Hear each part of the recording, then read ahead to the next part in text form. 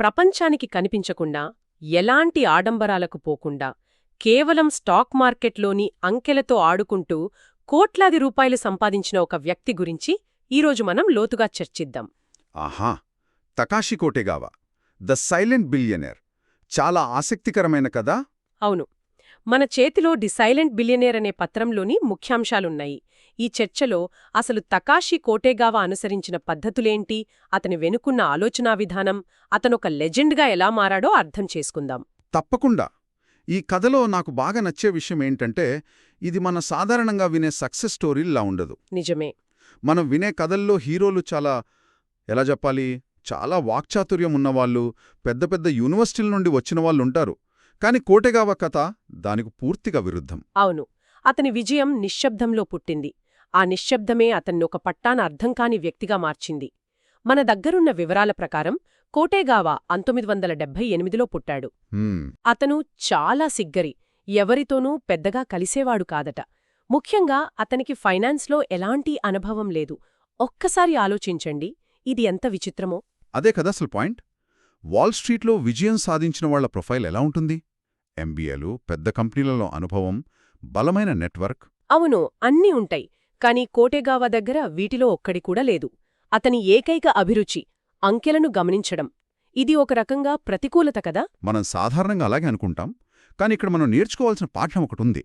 కొన్నిసార్లు మనం నేర్చుకున్న సాంప్రదాయ జ్ఞానమే మనల్ని బంధించే గొలుసుగా మారుతుంది. ఓ, అంటే కోటెగావా విజయం వెనుక ఉన్న రహస్యమేంటంటే, అతనికి ఫైనాన్స్ గురించి ఏమీ తెలియకపోవడం.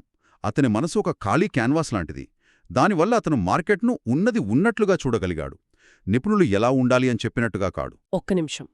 అంటే అతనికి ఎలాంటి ఫార్మల్ ఎడ్యుకేషన్ లేకపోవడమే అతని అతిపెద్ద బలమా? అంటే కొన్నిసార్లు తక్కువ తెలుసుకోవడమే మంచిదంటారా? ఇది చాలా విప్లవాత్మకమైన ఆలోచనలా ఉంది. అన్ని విషయాల్లో కాదు, కాని మార్కెట్ లాంటి కొన్ని ప్రత్యేకమైన రంగాల్లో ఇది నిజమేమో. మార్కెట్ అనేది కేవలం గణితం కాదు, అది మానవ మనస్తత్వానికి సంబంధించింది. అవును, గ్రీడ్ అండ్ ఫియర్, ఆశ, భయం. సరిగ్గా అదే. పుస్తకాల్లోని సిద్ధాంతాలు మార్కెట్ యొక్క తార్కిక భాగాన్ని మాత్రమే వివరిస్తాయి. కాని మార్కెట్ను నడిపించేది ఈ భావోద్వేగాలే. కోటెగావాకు ఎలాంటి ముందస్తు అభిప్రాయాలు లేకపోవడం వల్ల అతని ఈ భావోద్వేగాల ప్రవాహాన్ని స్పష్టంగా గమనించగలిగాడు. అంటే సిద్ధాంతాల ఫిల్టర్ లేకుండా మార్కెట్ యొక్క నిజ స్వరూపాన్ని చూశాడన్మాట. సరే, అతనికి ఎలాంటి శిక్షణ లేదు, నెట్వర్క్ లేదు. మరి అతను మార్కెట్లోకి అడుగుపెట్టినప్పుడు మొదటి పని ఏమిటి? అతను పార్ట్ టైం ఉద్యోగాల నుండి వచ్చిన పొదుపుతో మొదలుపెట్టాడు. అవును, కాని ఇక్కడే కథ మలుపు తిరుగుతుంది. చాలామంది డబ్బు పెట్టగానే ట్రేడింగ్ మొదలుపెట్టాలని ఆరాటపడతారు. కానీ కోటెగావా నెలల తరబడి ఎలాంటి ట్రేడింగ్ చెయ్యలేదట. అవును. అసలు ఏం చేస్తున్నాడతను? కేవలం స్క్రీన్ను చూస్తూ కూర్చున్నాడా? అదే అతని ఓపికకు, క్రమశిక్షణకు నిదర్శనం. వేటాడే ముందు ఒక పులి తన ఎరను గంటల తరబడి ఎలా నిశ్శబ్దంగా గమనిస్తుందో. వావ్, మంచి పోలిక. అలా అతను మార్కెట్ను గమనించాడు. అతను ధరలు ఎందుకు పెరుగుతున్నాయి, ఎందుకు తగ్గుతున్నాయి అని తెలుసుకోవడానికి ప్రయత్నించలేదు. బదులుగా ఎలా పెరుగుతున్నాయి, ఎలా తగ్గుతున్నాయి అనే ప్యాట్రన్లను అర్థం చేసుకున్నాడు. అంటే మార్కెట్ యొక్క లయను, దాని శ్వాసను పట్టుకోవడానికి ప్రయత్నించాడన్నమాట. ఖచ్చితంగా. ఇది రియాక్టివ్ ట్రేడింగ్ కాదు, ఇది లోతైన పరిశీలన. సరైన అవకాశం కోసం ఎదురుచూశాడు. ఇక్కడే అసలు ఆశ్చర్యం మొదలవుతుంది. అతని ఇతరులలాగా ఇండికేటర్లను వాడలేదు, వార్తలను అనుసరించలేదు. ఒక్క నిమిషం, వార్తలను అనుసరించలేదా? అది ఎలా సాధ్యం? మార్కెట్ను నడిపించేదే వార్తలు కదా. ఒక కంపెనీ గురించి మంచి వార్త వస్తే దాని షేర్ ధర పెరుగుతుంది, చెడు వార్త వస్తే పడిపోతుంది. దీన్ని కాదని అతను ఎలా ట్రేడ్ చేయగలిగాడు? ఇది నాకస్సలు అర్థం కావడం లేదు. ఇది చాలా ముఖ్యమైన పాయింట్. అతను సిగ్నల్ మరియు నాయిస్ మధ్య ఉన్న తేడాను గుర్తించాడు. Signal, noise. మనలో చాలామందికి వార్తలు, నిపుణుల అభిప్రాయాలు, విశ్లేషణలు ఇవన్నీ సిగ్నల్లాగా కనిపిస్తాయి. కాని కోటెగావా దృష్టిలో అదంతా నాయిస్, అంటే అనవసరమైన గందరగోళం. ఎందుకు? ఎందుకంటే వార్తలు తరచుగా పాతబడిపోతాయి మరియు భావోద్వేగాలను ప్రేరేపిస్తాయి. అతను దృష్టిపెట్టింది స్వచ్ఛమైన ప్రత్యక్ష డేటా మీద. ఈ పత్రంలో చెప్పినట్లుగా అతను లెవెల్ 2 ఆర్డర్ బుక్, మొమెంటం మరియు మార్కెట్ మనస్తత్వంపై పట్టు సాధించాడు. లెవెల్ 2 ఆర్డర్ బుక్ అంటే ఏమిటో కొంచెం వివరిస్తారా, అందరికీ అర్థమయ్యేలా? తప్పకుండా. సాధారణంగా మనకు ఒక షేర్ యొక్క ప్రస్తుత ధర మాత్రమే కనిపిస్తుంది. కానీ లెవెల్ 2 ఆర్డర్ బుక్ ఏ ధర వద్ద ఎంతమంది కొనడానికి మరియు అమ్మడానికి సిద్ధంగా ఉన్నారో నిజ సమయంలో చూపిస్తుంది. ఓకే, డిమాండ్ అండ్ సప్లై లైవ్గా కనిపిస్తోంది. సరిగ్గా. ఇది మార్కెట్ యొక్క లోతును చూపిస్తుంది. కోటెగవ ఈ ఆర్డర్ బుక్ను చదవడం ద్వారా పెద్ద ప్లేయర్లు ఎక్కడ కొంటున్నారు, ఎక్కడ అమ్ముతున్నారు, ఎక్కడ భయం మొదలవుతోంది అనే విషయాలను వార్తలు వచ్చే ముందే పసిగట్టేవాడు. అద్భుతం. అంటే అతను మార్కెట్ యొక్క గుండె చప్పుడును వింటున్నాడు, బయటి ప్రపంచం యొక్క మాటలను కాదు. అవును. అతను వార్తలకు స్పందించడం లేదు, మార్కెట్లోని డబ్బు ప్రవాహానికి స్పందిస్తున్నాడు. అంటే అతను ఫలితాన్ని అంటే ధర మార్పును కాకుండా దానికి కారణమైన ప్రక్రియను అంటే కొనుగోళ్లు, అమ్మకం ఒత్తిడిని గమనిస్తున్నాడు. ఇప్పుడతని వ్యూహం ఎంత శక్తివంతమైనదో అర్థమవుతోంది. సరే, అతని జీవితంలో కీలకమైన సంఘటన 2006 లైవ్ డోర్ షాక్ గురించి మాట్లాడుకుందాం. ఒక్కసారి ఆ పరిస్థితిని ఊహించుకుందాం. జపాన్లోని ఒక పెద్ద టెక్ కంపెనీ లైవ్ డోర్పై అకౌంటింగ్ ఫ్రాడ్ ఆరోపణలు వచ్చాయి. అది కేవలం ఒక కంపెనీకి సంబంధించిన వార్త కాదు, అది మొత్తం జపాన్ స్టాక్ మార్కెట్పై విశ్వాసాన్ని దెబ్బతీసింది. నిక్కీ ఇండెక్స్ కుప్పకూలింది. అదొక క్లాసిక్ మార్కెట్ పానిక్. అవును. టీవీలో, ఇంటర్నెట్లో ఎక్కడ చూసినా భయం, ఆందోళన. లక్షల కోట్ల సంపద ఆవిరైపోతుంది. అనుభవజ్ఞులైన మదుపరులు కూడా తమ పోర్ట్ఫోలియోలను కాపాడుకోవడానికి పిచ్చిగా అమ్మేస్తున్నారు.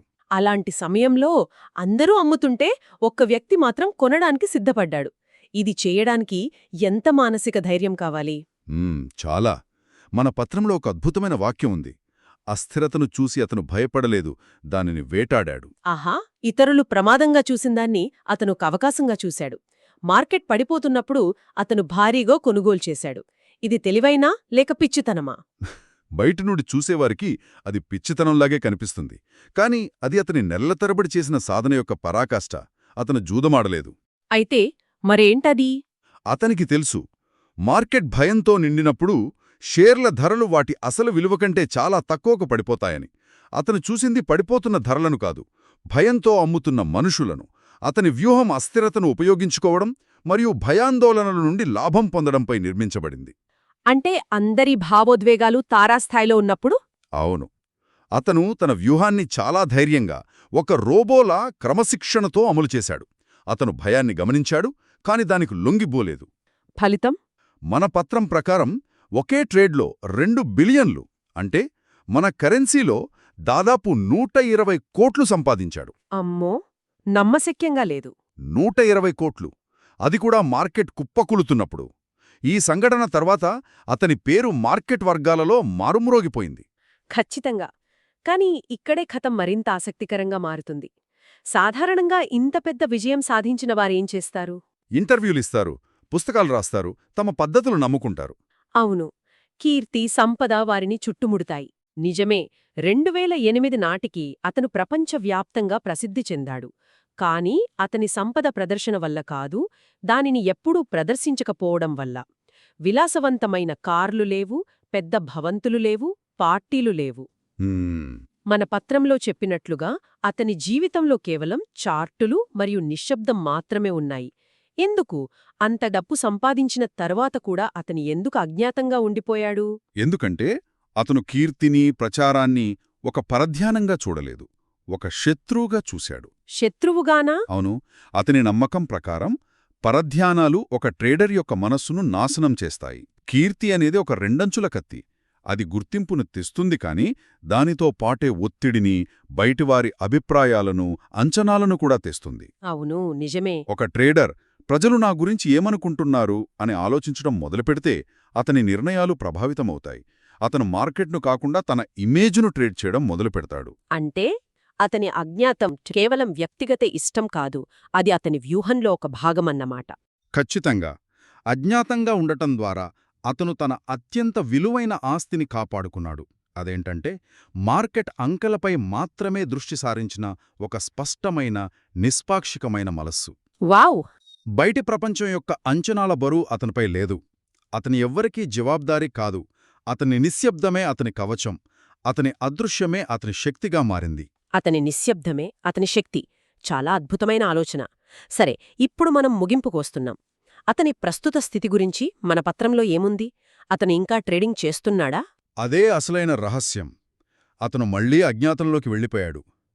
అతనింకా ట్రేడింగ్ చేస్తున్నాడా లేదా ఎక్కడో ప్రశాంతంగా జీవిస్తున్నాడా అనేది ఎవ్వరికీ తెలియదు. ఇది అతని కథకు సరైన ముగింపులా అనిపిస్తోంది. ఒక మిస్టరీగా మొదలై ఒక మిస్టరీగానే మిగిలిపోయాడు. అవును. మొత్తానికి ఈ కథ నుండి మనమేం నేర్చుకోవాలి? కేవలం డబ్బు సంపాదించడం గురించా? నాకు అలా అనిపించడం లేదు. అస్సలు కాదు. ఈ కథ విజయం సాధించడానికి పెద్ద మూలధనం, ఫ్యాన్సీ డిగ్రీలు లేదా అదృష్టం అవసరం లేదని నిరూపిస్తుంది. మన పత్రం నుండి మనం గ్రహించాల్సిన కీలకమైన పాఠాలు 3ఉన్నాయి. ఏంటవి? 1. అపారమైన ఓపిక. 2. భావోద్వేగాలపై పూర్తి నియంత్రణ. 3. ప్రపంచం మొత్తం భయంతో ఒక దిశలో పరిగెడుతున్నప్పుడు ధైర్యంగా వ్యతిరేక దిశలో నిలబడగలగడం. అద్భుతంగా సంగ్రహించారు. ఈ సూత్రాలు కేవలం ట్రేడింగ్కు మాత్రమే కాదు, జీవితంలోని అనేక రంగాలకు వర్తిస్తాయి. నిజమే. ఒక సిగ్గరి అయిన యువకుడు ఫైనాన్స్లో ఎలాంటి అనుభవం లేకుండా కేవలం అంకెలను నిశ్శబ్దంగా గమనిస్తూ తీవ్రమైన ఏకాగ్రత మరియు మానసిక బలంతో తన అదృష్టాన్ని ఎలా మార్చుకున్నాడో మనం చూశాం. అతని నిశ్శబ్దమే అతని విజయ రహస్యంగా మారింది. ఈ చర్చ ముగింపులో నన్నొక ప్రశ్న తోల్చేస్తోంది. చెప్పండి. మన పత్రం ప్రకారం కోటెగావ వార్తలను మరియు ఇండికేటర్లను పట్టించుకోలేదు. అతను స్వచ్ఛమైన డేటాపై అంటే సిగ్నల్పై ఆధారపడ్డాడు. అతని కాలంలో అది సాధ్యమైందేమో. కానీ 24 గంటల ఆర్థిక వార్తలు, ఆర్టిఫిషియల్ ఇంటెలిజెన్స్ విశ్లేషణలు, అల్గారిథమిక్ ట్రేడింగ్ మరియు అంతులేని నిపుణుల అభిప్రాయాలతో నిండిన నేటి ప్రపంచంలో అలాంటి స్వచ్ఛమైన పద్ధతిని అనుసరించడం అసలు సాధ్యమేనా? ఆసక్తికరమైన ప్రశ్న. లేదా సమాచారం యొక్క ఈ సునామీ ఆ సిగ్నల్ను నాయిజ్లో పూర్తిగా ముంచేసిందా? ఈ ఆట యొక్క స్వభావం శాశ్వతంగా మారిపోయిందా? దీని గురించి ఆలోచించాలి.